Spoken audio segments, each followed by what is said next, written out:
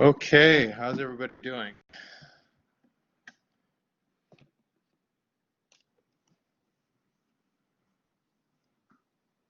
Gouda. If you're not Bada, you gotta be Gouda, right?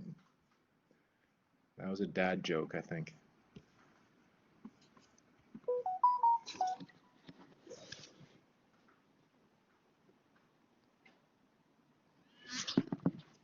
All right, so let's get going. So what we're going to look at tonight is sustainability reporting, the state of the art, is what I'm entitling this. And I chose to do this mostly because um, we're looking at the GRI and sustainability reporting, but also because this is a really growing area of interest right now. And it's quite funny, at least I find it pretty funny that this is the case because, people were not making jokes, but they didn't take sustainability reporting that seriously in 10 years ago. Like it was CSR, corporate social responsibility, was becoming just kind of a joke, a buzzword type of thing. Whereas now it's like become this incredibly important thing for a lot of corporate cultures to to invest in sustainability reporting, right? So I guess it's come of its age now for a lot of different reasons. And with that, there's some things that I think are quite interesting that we're going to look at tonight in terms of some trends and so forth. Okay, so I've broken this down into uh, like four different key areas that are topics, I guess, that I want to share with you and discuss. Um, and then we'll go through it. So, and those are first, well, why is it important? I mean, I think it's obvious why it's important is because of transparency issues and accountability, and then just straight up making action on some of these important issues is becoming more important to various different stakeholders. Um, what I want to look at is first what I'm calling the OGs, or the original groups that were pioneers in this field. And I'm going to give you some examples and just talk a bit about each one and some of the breakthroughs that they had, and in some cases the challenges that they had, and the things that motivated them to become kind of invest in sustainability reporting to start with. So I'm going to look at the original, some of the groups that were really kind of early on interested in this stuff because they paved the way for a lot of what we're seeing today. And then I'm going to talk about some things that I think are quite novel in terms of trends right now, or movements or companies, some things that I think are kind of worth thinking about. And then I want to look at some companies that I would put on the cutting edge right now that are doing some things now that I think are pretty remarkable and unique in different ways. And then lastly, I want to talk about going forward and some of the key issues that that I think are kind of on the table now as of this year, and what that might manifest itself in terms of action going forward. So that's kind of our game plan tonight. So does that make sense? Sound clear? The first are what I'm calling the OGs, and these are groups that I think are making note of, to think about and to know about. Okay, and the first one is this company. Okay, which is if you go to that link. So has everybody got there?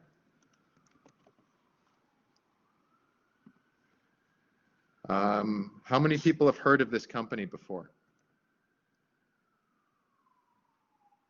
Interface Carpets. Anybody? No? Okay, from the other course, yeah. So Interface, why I've included them as the top of the list of the OGs, not because they were the first necessarily. So for those that aren't familiar with this company, I'll give you just briefly the backstory on them. They're a carpet company, so they sell and produce floor coverings. And originally, they were a regular carpet company. They were just, and this would have been back in the 70s and 80s, where, you had, big long rugs and stuff like this, shag rugs, and just, carpet was a big thing. It's not so much now. And what's unique about them was their founder was from Georgia, I believe. I have to double check that. And he was a sole proprietor, so the business is privately owned. I'm just going to get his here. His name is Ray Anderson. Okay, and so I'm going to just share with you this link. When those were from the other course would have seen this TED Talk, but those that haven't, you can check that out when you get a chance. So Ray Anderson was the founder of this company, and apparently the story goes such as this. One day he was out, I think he was hunting or something like that for geese or whatever, out in the marshlands and stuff like that. And he had this kind of epiphany about the environment and how we are going about conducting our affairs and essentially destroying the planet that gives us life. And he had this big kind of like, I guess, awakening at that point in time and said, well, would it be possible to have a company that has actually no net impact on the environment, but in fact kind of contributes to healing the planet?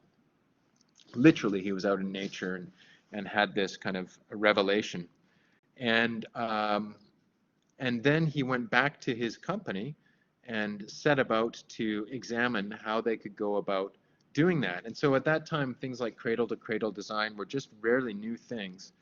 And he started to kind of dive into all of these newer ideas at that time and worked with his team to examine their business model and to really rethink how they could go about reducing their impacts and actually having a net benefit to the planet. So he came up with this idea of mountain sustainability, or some sort of metaphor for kind of different levels of progress. And what it started out as just kind of this idea about giving back to healing the planet led then into this whole movement around it, their company, of transformation. And if you go to their website now, their Interface Carpets sustainability platform, they really kind of changed how they went about doing what they do. Like, they looked at how they delivered their products, and in fact changed the fact that they're in the doc. I think he was in the corporation. I think he may have been probably the good guy in the corporation. And one of the things that they did was, of course, what they looked at were their greenhouse gas emissions, the toxic materials. So, like, carpets originally were made from a lot of plastics and various kind of hydrocarbon-based sources. So a lot of like off-gassing and VOCs come off carpets. And so they took a close look at all the materials that they use. But what they even looked at was their business model and said, like, was there any way that they could eliminate waste carpet going to landfills, like carpets that they produced going into the landfill? And so one of the things that they did, which I thought was rather clever, was to offer a service by which they would take back the carpet that they had sold and then recycle it or refurbish it. And that was part of their business model. So in essence, they became kind of a carpet rental company, because they took custody of their products from the time they delivered it to the client through to the end of life of the product. And so they developed this whole kind of framework around sustainability, and actually became one of the companies that are widely noted in the literature about as being one of the leaders in sustainability. So Interface Carpet kind of started it. And what I think the main kind of contribution that Interface has made to sustainability reporting as a whole is this kind of ethical commitment to it. They are they have this kind of, they feel it's their moral obligation to do no harm to the planet. Okay, so it's worth taking a look at them as one of the early iconic companies to in sustainability reporting and sustainability actions. The next company that I want to that I think is worth noting as kind of an OG is this company is Dow. Everybody familiar with Dow?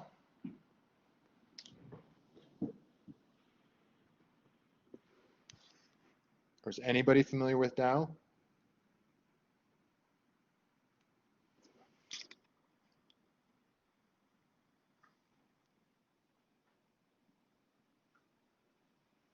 Yes?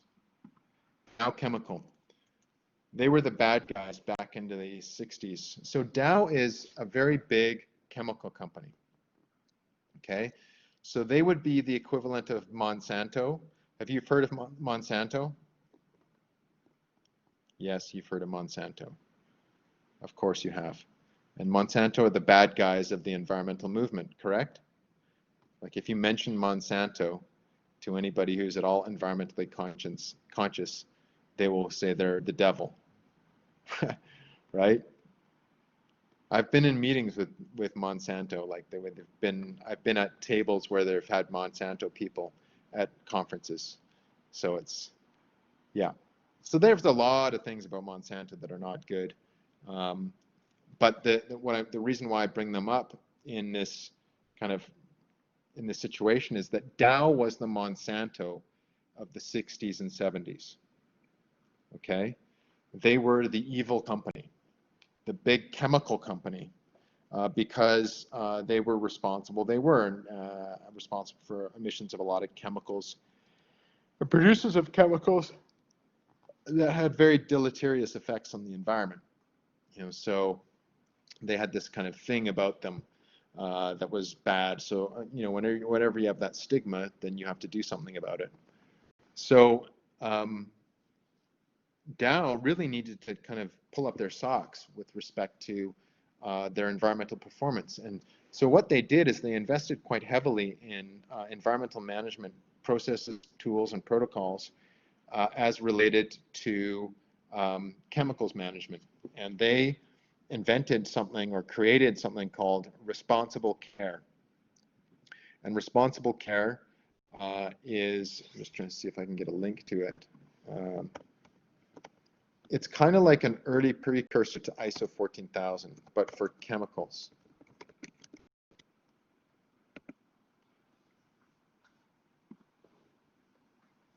Here we go. Perfect. So I'm going to send this.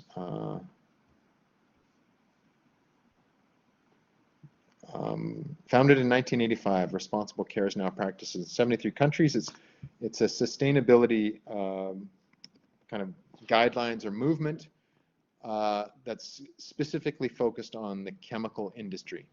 So establishing guidelines and processes for chemical producers.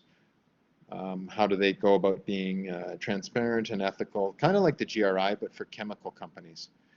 And it was Dow really that did a lot of the early work on responsible care, because they're one of those companies like the Monsantos that just really had no other way that they could go but to increase their performance, right, and do it in a legitimate way. So Dow, even back in the 60s and 70s, into the 80s when this started to get formalized more, were one of the original companies that really made some concrete actions on sustainability reporting and accountability. Okay, so Dow is one to make note of. And in fact, Silent Spring, the book by Rachel Carson, was linked, or at least motivated somewhat, by the actions of Dow in chemical producers harming the environment. The next group is Xerox. Here. Okay, just one sec.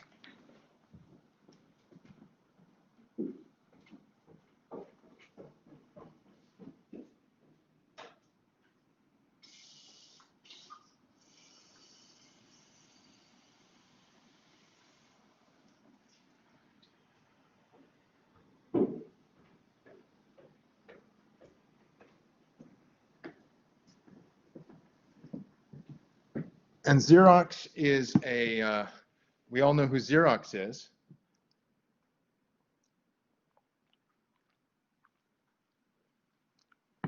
But they were actually one of the early leaders in environmental work and sustainability reporting because of their manufacturing processes. So Xerox, and we'll get to this later in the course when we start to look at life cycle assessment. Xerox was one of the earlier companies that looked at cradle-to-cradle design in their business, which is mostly photocopiers.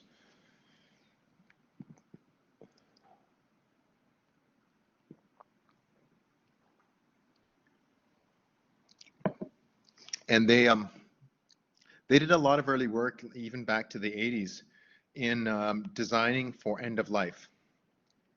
So designing something that could be easily recyclable and decommissioned at the end of its life. So Xerox is a very interesting company to look to because all of these links that I'm sending through right now give you an overview of their environmental program and what they're doing now today. But a lot of where they're at today is a function of their early action way back on sustainability reporting. Okay, and then the last company, and then there's other ones too, but the last one that I chose in the interest of time was from the energy sector. Now, what company do you think I would choose from the energy sector, from oil and gas, as an OG, like as an original kind of original gangster of sustainability reporting? Which company do you think I would choose?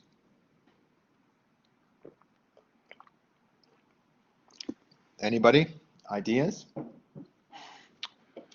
CNRL. Yeah, that's a good one. It's okay, that's one choice, CNRL. Suncor, good choice. Anybody else? Imperial, okay. Anybody else? No one's got it yet, at least the one I chose. And I'll comment on some of these ones. There we go, Shell. Yeah, Shell's the one I chose. Or Shell. Is that like a new way of saying Shell?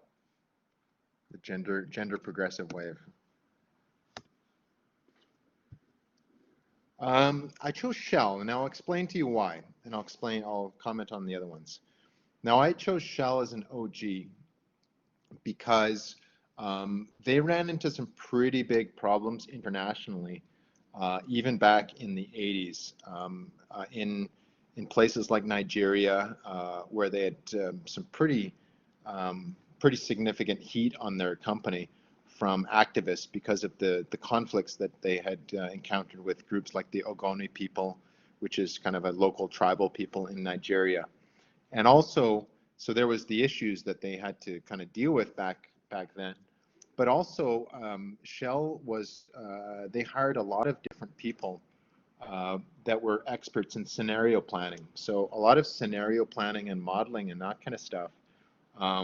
The real advances in that early on were at Shell around that era when we were looking at like peak oil and all these kind of things. So Shell's been kind of an innovator in this space for a while. And in fact, in Canada, their team has been pretty strong in the past in some of the work that they're doing in carbon analytics and like carbon footprinting and so forth.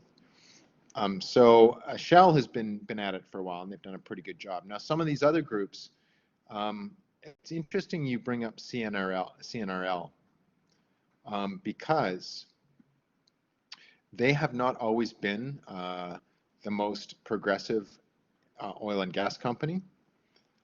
But like when I first met them was 2009, I think, or maybe even 2008.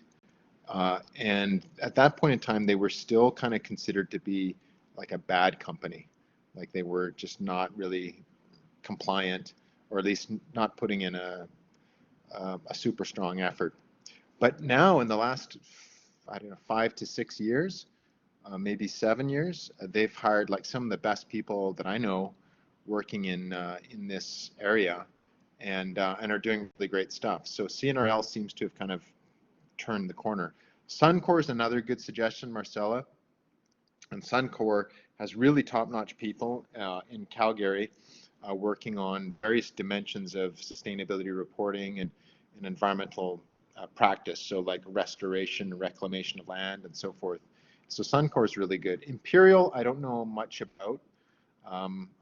I can't really comment as much on them. They don't have they don't stand out as one of the kind of the shining lights in the industry. They seem a little more in the middle of the road. But Shell is one of these companies that has always seen kind of, I guess, innovation as being part of their DNA and what they strive to do. So those are some kind of original companies that have paved the way for what's happening today, and based on some of the trends. So what are some things that are novel today? Like what are some things that are quite new and influencing how things are working? And I'm going to give you 3 examples of what I think are pretty novel things happening in sustainability reporting, some of which we'll get into a bit further in the course.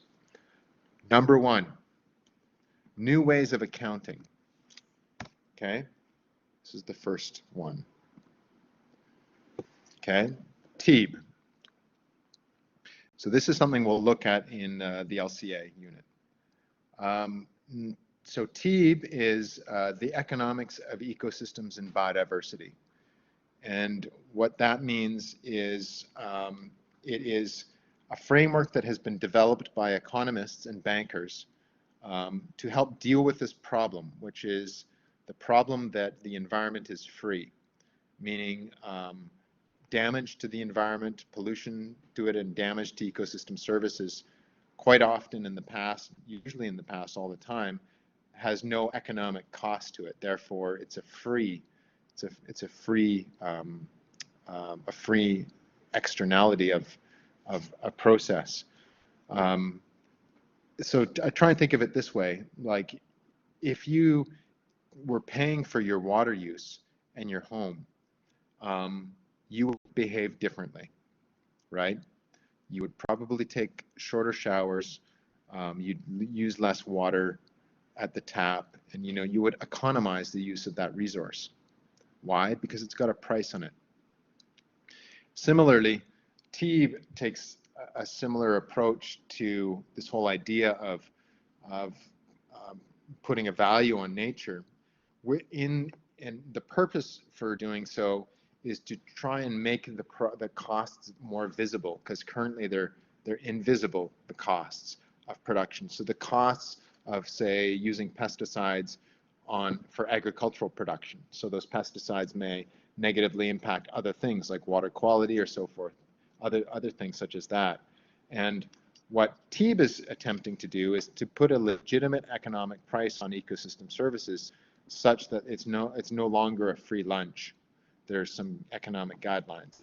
And that is really starting to influence sustainability reporting in a pretty big way. Okay, so TEEB is one thing that's quite novel and having a big impact. Okay. And as an extension of that, we have this kind of the need for data and to quantify risk associated with these costs. And so this is the second thing I want to show you, which is a group. If you go to this link here, it's a group called TrueCost. Okay, so if you take a look at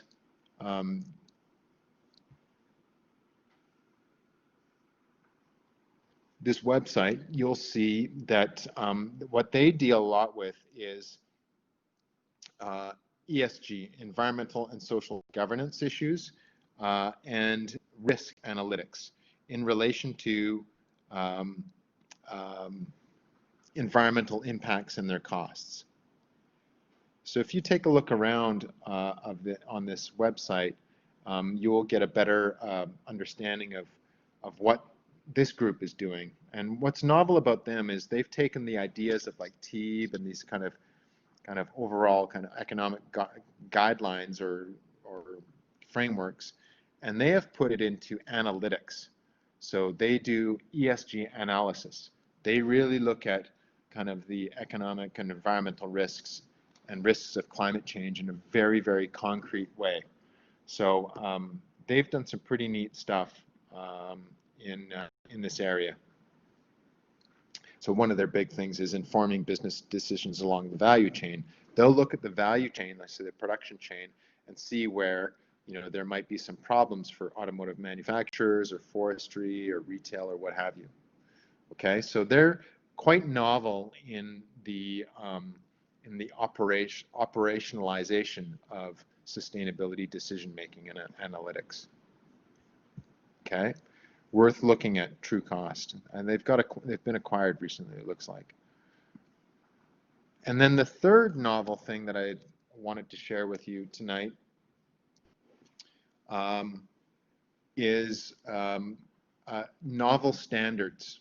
Okay, so here's a link to the B Corporation. Okay, is everybody familiar with B corporations?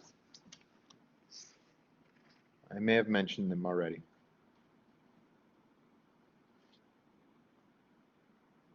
Yeah? Have you ever bought anything from a B corporation or specifically gone to purchase something from a B Corp? Is Burton a B corporation? Patagonia is a B Corp. Wow, okay, I didn't know Burton was. Wow, that's impressive.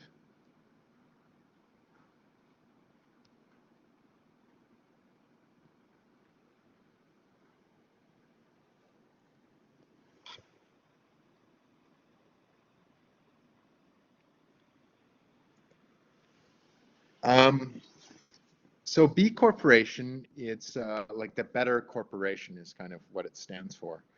And the B Corp's kind of neat because one thing we've encountered already in looking at these different standards is there's a lot of work that goes into, say, ISO 14000 certification and so forth. And so the smaller companies, like say if you're a soap company or some small retail t-shirt company or something, a lot of those bigger standards, like even the GRI, is kind of out of reach for you because it's going to take a full-time person to do it or require quite a bit of resources.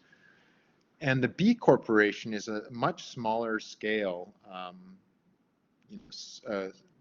certification, which can be used by small and medium-sized enterprises. And so it's quite novel in that sense, and it also is a lot more on the visibility side. Like they really kind of, you're going to notice a lot more of business to consumer type of companies like Patagonia, Burton, and so forth that are B Corporation certified because it's a very kind of user-friendly certification process. Okay, and so what it has done is it's popularized sustainability reporting in a very significant way. Like it's much more accessible and popularized than it was before. And in that sense, I think it's quite a novel thing. You see a lot more B corporations now than you do ISO 14000 certified companies. All right. So what are some companies that are at the cutting edge? And I've specifically chosen ones that are not the ones you would necessarily think of right away. Okay, so this is Burton. Let's just take a quick look at this. Thanks for sharing that, Lexi. Sustainability, blah, blah, blah. Let's see if they're a B corporation. fair labor. They got all the kind of the right stuff. Yep, certified B Corp. Wow. So see, perfect example of a company. That's from the B Corp. Oh, okay. Nonetheless, they are B Corporation certified. So that's great to see. I'm impressed that Burton did that. But yeah, B Corp's pretty neat. It's a pretty neat protocol. So these are some companies that I think are kind of really doing progressive things. First company is this one, Harley Davidson. Can you believe it? Yes, exactly. Harley Davidson. Not a company you would think that is trying to be a leader in sustainability, right?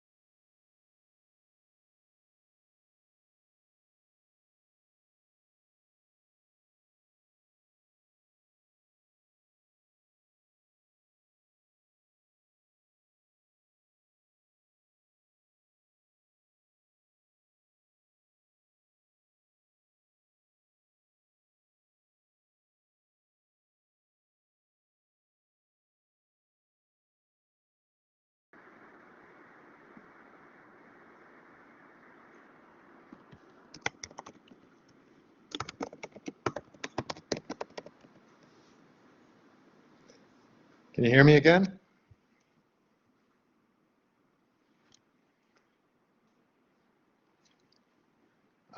So I was saying that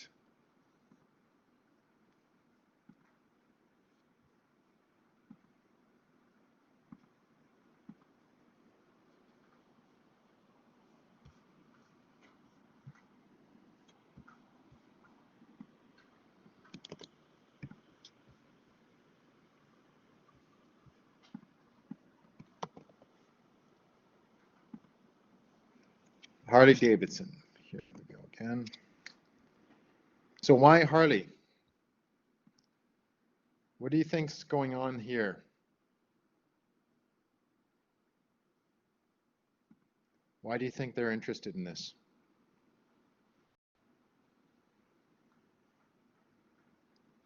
Any ideas?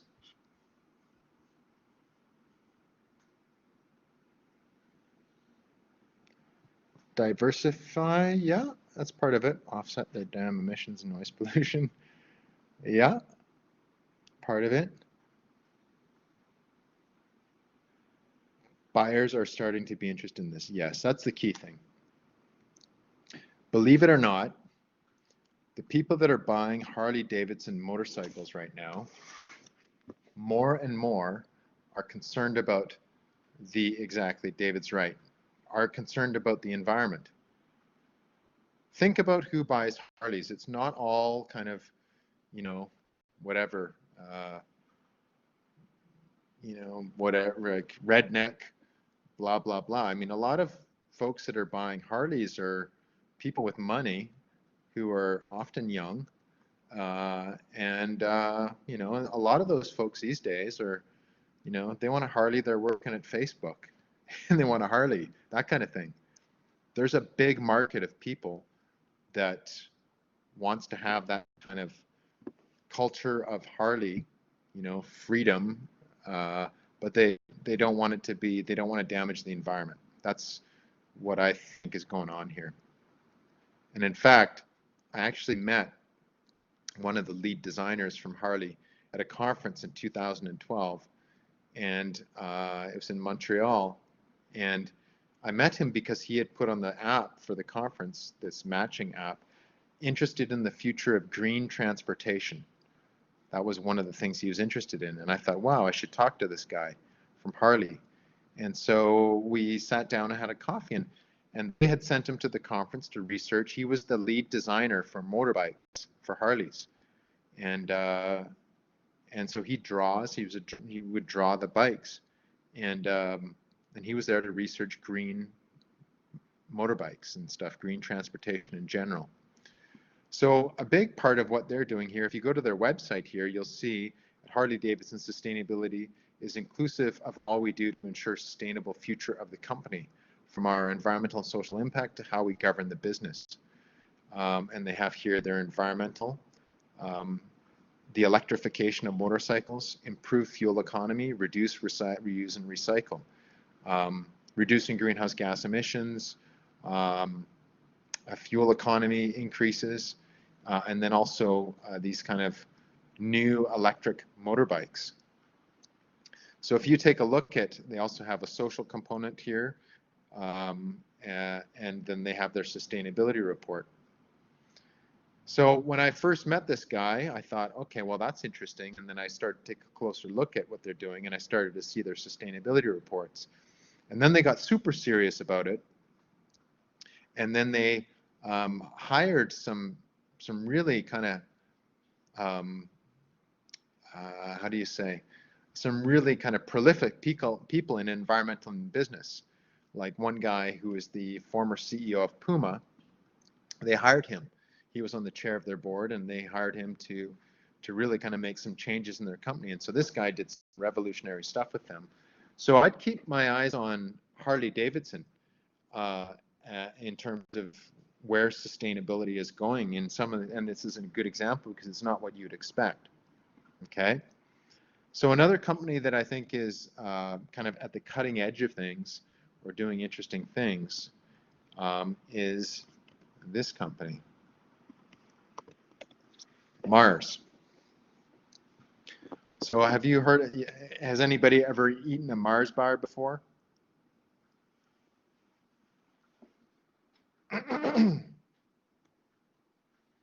Never? Oh, come on.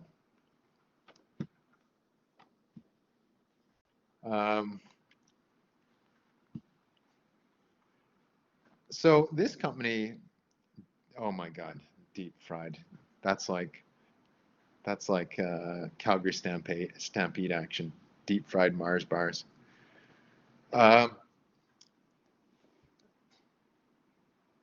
It's a, no, I liked having them skiing actually. Like I used to eat Mars bars when I remember eating those when I was at Whitewater Ski Hill when I was a kid and skiing in Nelson. Always we'd have a Mars bar at lunch just to give you that energy boost, you know what I mean? Give you that mid-afternoon spike of sugar to get you in that last afternoon of good turns. But what's one of the key things so they make Mars bars, Snickers, M&Ms. If you go to that website and see what these folks produce, I mean, they produce a lot of stuff. It's one of those companies I'd never really heard of them before, but then once I knew what they did, they produce all kinds of stuff. They're pretty crazy what their diversity of the products that they produce. Snickers, Mars bars, cat food, all kinds of kind of food and beverage type stuff they produce. So what's one of the things that you think that they would use a lot of? Think about what's in a Mars bar and a Snickers bar, and well, that and what else? So cocoa. Yes, cocoa is what I was looking for. They use a lot of palm oil, but hopefully less and less. But cocoa is one of the main ingredients that they use. So that's a big kind of, a big draw on nature from their production. And what they established was this whole kind of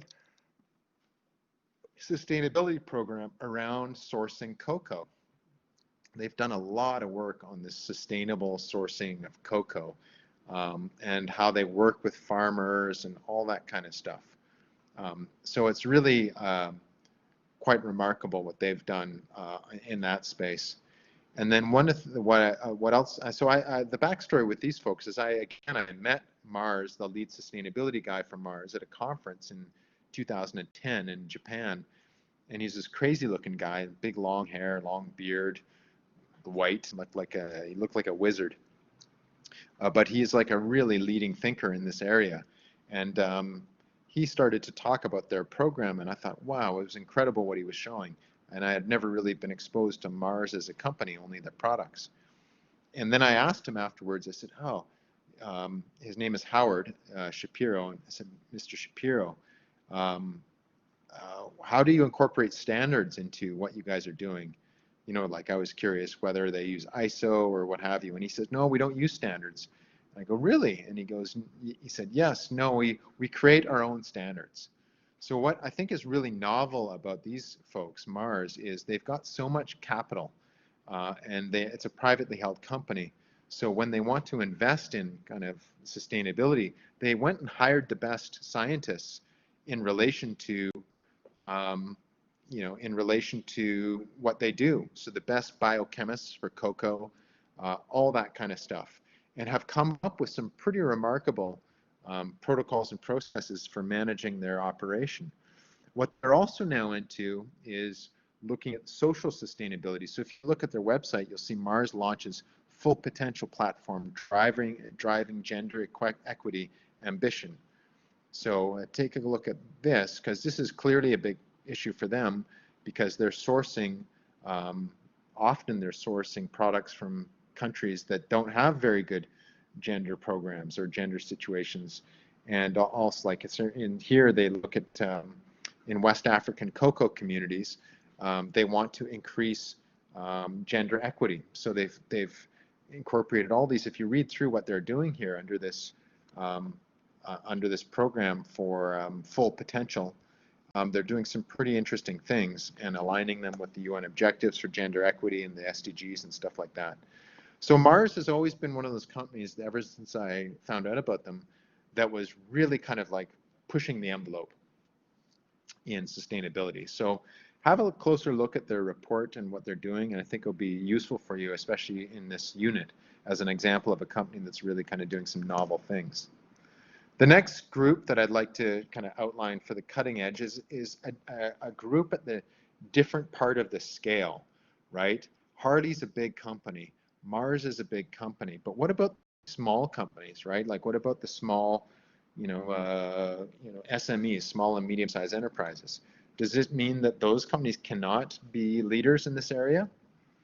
And I'm just going to show you this, which is, I mentioned them before, the Unscented Company.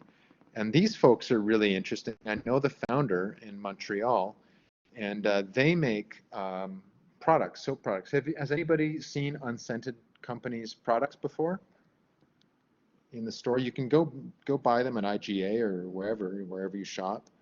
You can go, if you look at your soap, if you get detergent, you can see their products. Has anybody ever purchased their stuff? And your girl, okay. So some people love their stuff. I mean, people are crazy about it. They do a lot of like, bring your own container, like minimal packaging, that kind of stuff. They're really doing a lot of good things in that area. One thing is they're very, just started to notice their products now in stores. So they started in Montreal, and they've just organically grown and started to sign deals with bigger stores. So I think only recently they're signing deals with Safeway and groups like that, whereas before they were primarily focused on like the Whole Foods and those kind of environmental stores.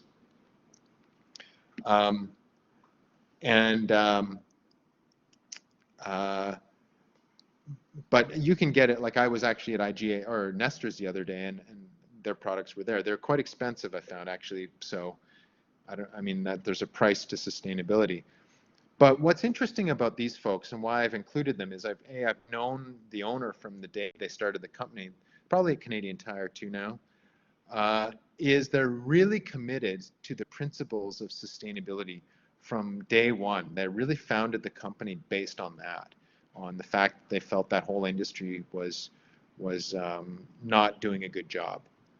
And they use the B Corporation certification as a guideline for putting some meat to what they do. Like how do they, how do they quantify their impacts and get some sort of standardization.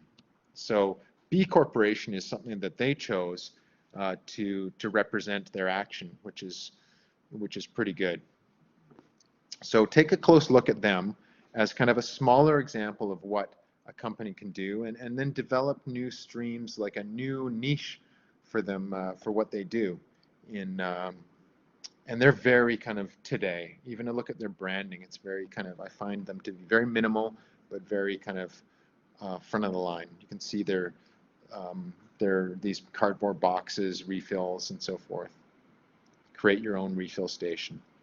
And then the last company that I want to highlight tonight as some companies that are doing there at CT is some interesting thing is, and I think I've mentioned them before, is Puma, right? So Puma is one of the groups that is really kind of pushing the envelope with respect to sustainability. And a lot of that has to do with their leadership. They had some people come on board that were really kind of progressive on the environmental front, and really wanted to kind of introduce those norms into what they were doing in their business. And Puma was one of the first companies, going back to the True Cost and the TEEB kind of movements. They're one of the first companies to actually use that stuff, is to really put economic costs, do an environmental profit and loss account. And we'll look at this in the LCA section of this course in that unit. Puma really was the first company that I know of that has done that back in 2011. And in fact, the guy that headed that up, Jochen Zeitz, was the guy that Harley Davidson eventually hired to take over their operation. So he brought all his learnings from Puma and kind of what they did with sustainability there, and has introduced that into Harley Davidson, which is kind of a neat story as well. But in terms of putting like a real cost to environmental impacts, Puma has been by far one of the most progressive companies. Okay, so those are a few 4 companies that are really doing things that are quite neat in different areas that are perhaps going to be helpful for you as you start to go through some of the content of this unit. So the last section I want to talk about is going forward. What are some things that I think are going to be trends that are going to drive sustainability reporting?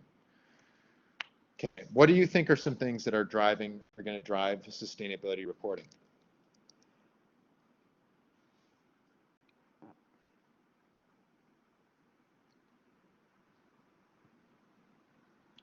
What are some like hot items right now?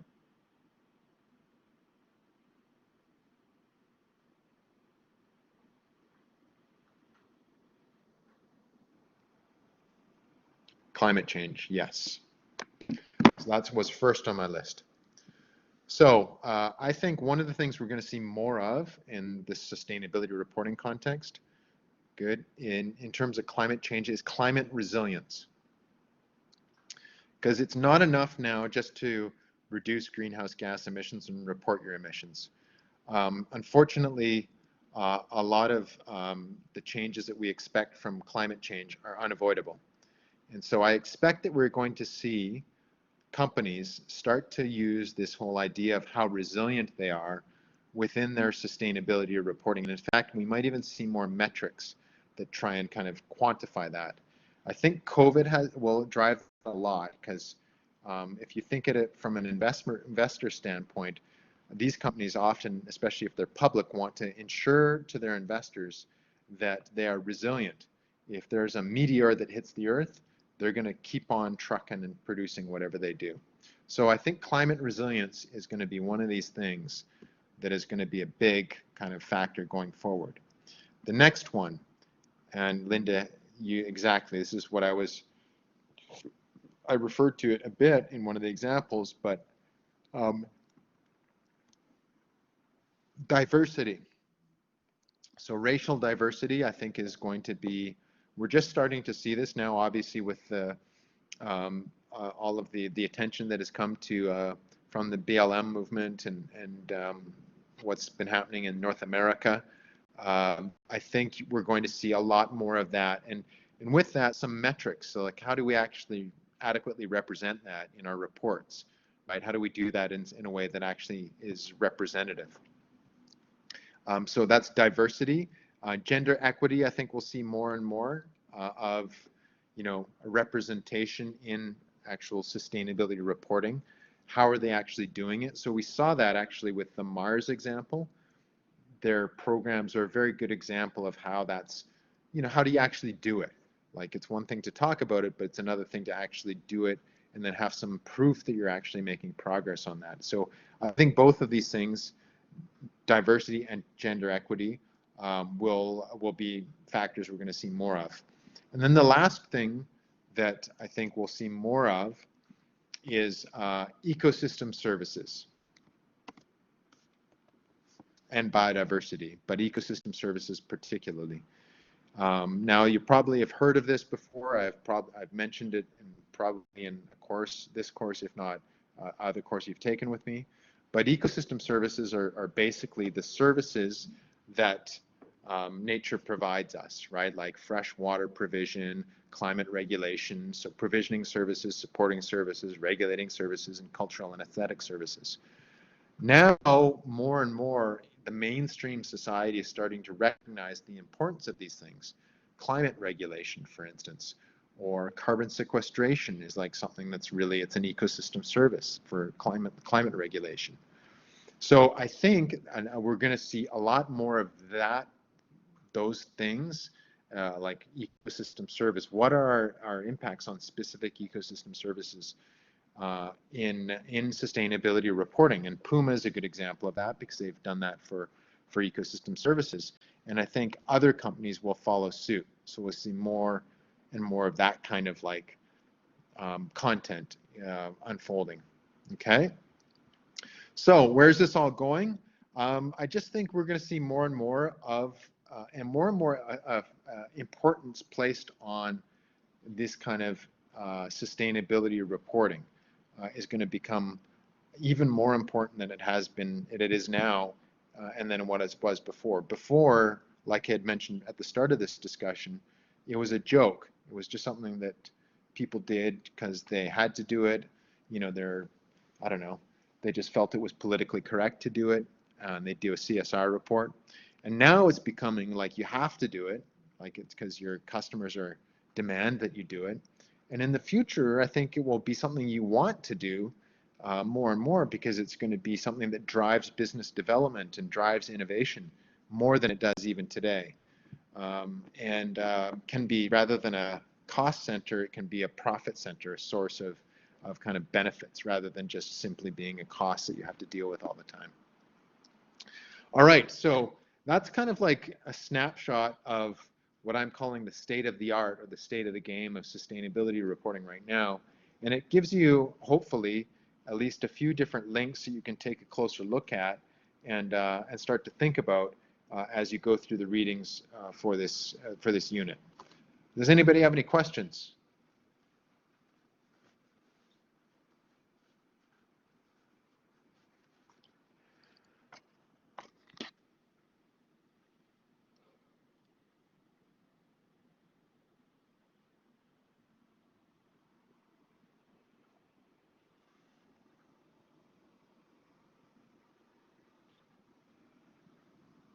No?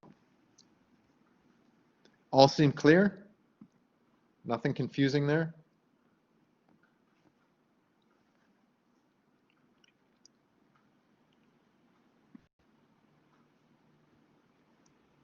All good. All right, so I'll include these links in the document that I will post, and take some time as you're going through the readings for this unit, particularly in the second week once you've looked at the GRI in more detail in the articles, and maybe look at their sustainability reports and get an idea of how they're reporting on various things, and that could actually help you out with your assignment 3 as well. All right.